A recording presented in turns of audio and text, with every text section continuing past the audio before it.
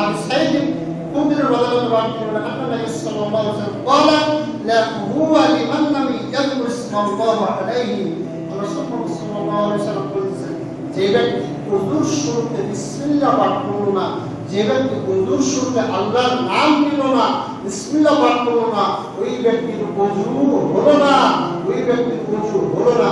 সুতরাং ওযুর শুরুতে শুধুমাত্র কেবলমাত্র হাদিস 25 নম্বর হাদিস ইবনে মাজাহ 397 নম্বর হাদিস মেশকাত 402 নম্বর হাদিস প্রমাণ করতেছে ওযুর শুরুতে শুধুমাত্র বিসমিল্লাহ পাঠ করতে। কি বিসমিল্লাহ না বিসমিল্লাহির রহমানির রহিম জি না, আগে পিছে কোনো দোয়া পাঠ করা যাবে না, শুধুমাত্র বিসমিল্লাহ।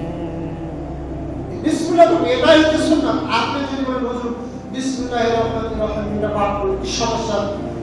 আমি কারোর সাথে তর্ক করবো না, বেদাত করবো না, আপনাকে আমার জিজ্ঞাসা বিসমিল্লাহ বলে আপনাকে সমস্যা, যেটা হাদিস দ্বারা প্রমাণিত, আমরা তর্কের সাথে আমি জড়াবো না।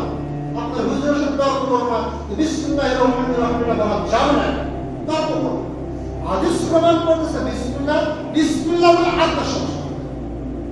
সুতরাং শুধুমাত্র কেবলমাত্র বিসমিল্লাহ বলে তারপর আমরা কি করবো?